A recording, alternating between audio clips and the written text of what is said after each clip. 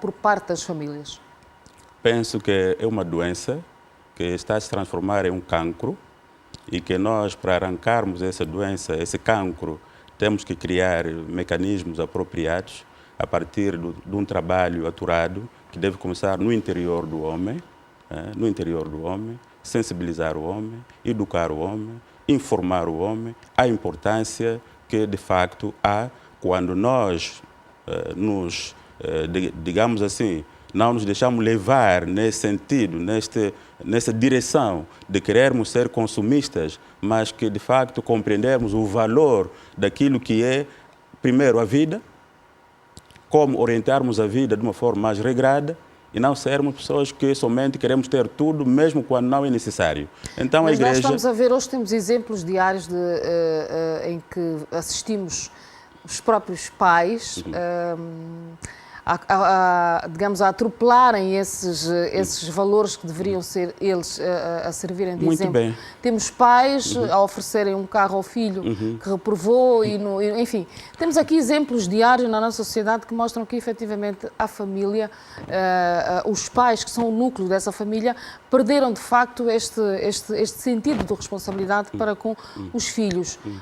Como é que o senhor pessoalmente fala com estes pais, com as pessoas, nas suas homilias, enfim, nos seus encontros com as famílias? Aí está o problema. Que tipo de pais temos agora? O que é que eles têm? O que é que eles receberam para dar aos filhos?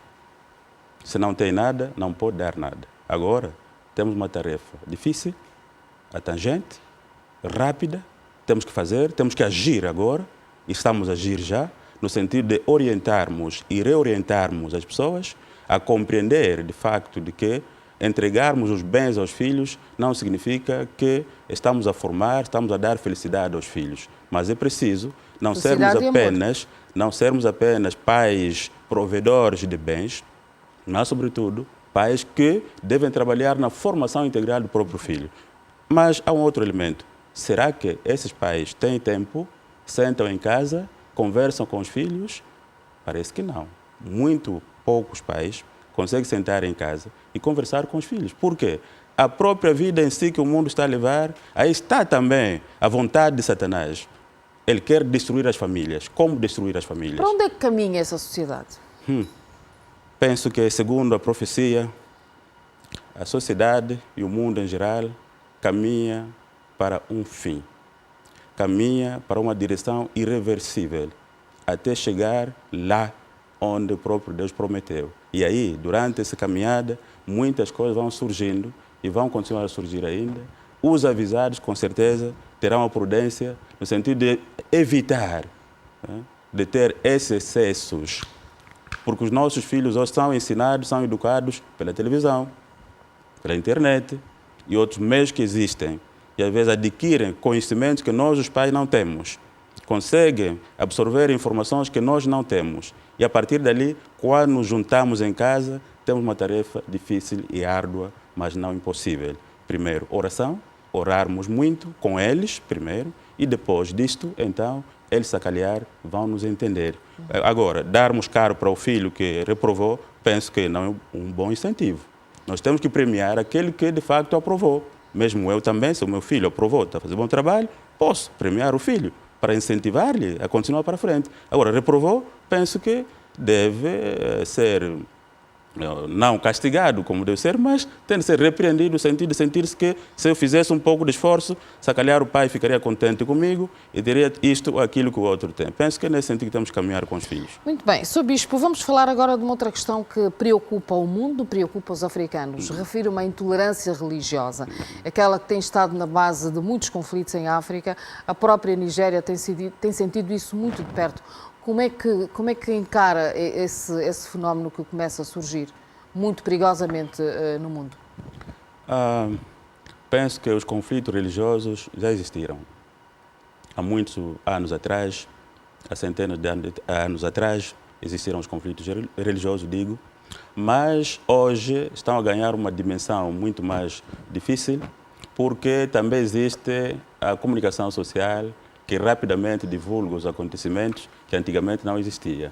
Então, nós, no nosso país, nós temos dito assim, no nosso conjunto, no Fórum Cristão de que nós, os angolanos, temos de trabalhar no sentido de que possamos incutir no coração dos nossos fiéis, dos nossos angolanos, dos nossos compatriotas, de que Angola é um país cristão, o nosso chão é cristão e qualquer religião que quiser vir aqui no nosso país não é proibida de entrar essa religião, mas primeiro tem de respeitar de que esse país é cristão e terá de se submeter às leis do país e à nossa forma de viver.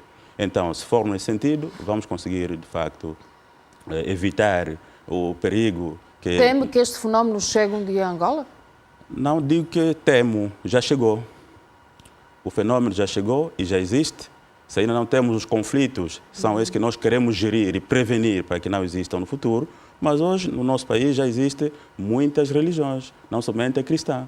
Então, quando há essa situação, sobretudo a posição que Angola ocupa, em termos, digamos assim, regionais, continental e mundial, a sua riqueza, a cobiça que o país tem sofrido, penso que também atrai muita gente para entrar aqui. Agora, nós, os donos, que temos que ter o cuidado, como recebermos as visitas, como tratar as visitas, como fazermos com que as nossas relações sejam, de facto, aqueles que não venham um dia criar problemas. Travar a proliferação de seitas religiosas, enfim, de igrejas, ajudaria?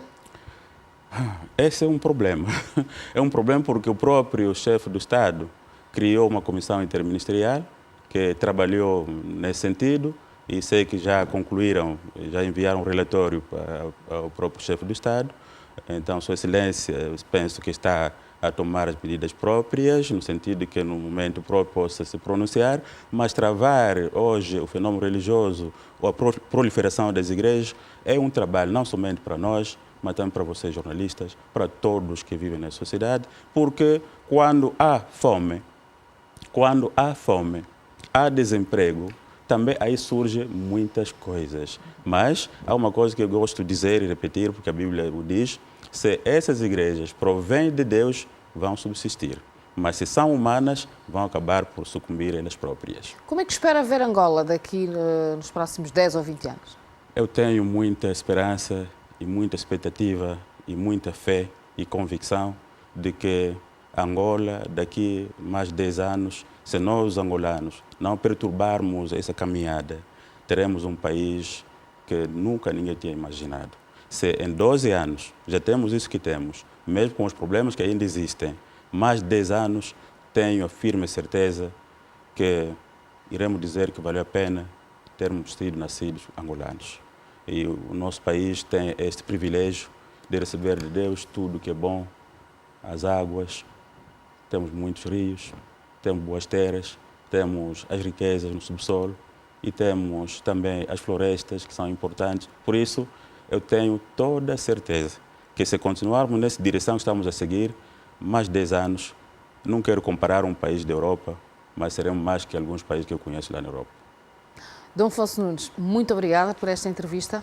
Eu que agradeço mais uma vez e espero que, de facto, me convide mais vezes. Estarei aqui disponível e falarmos um pouco sobre tudo que diz respeito à nossa vida como angolanos, à nossa vida como religiosos e à nossa vida como líderes que temos responsabilidades religiosas e não só.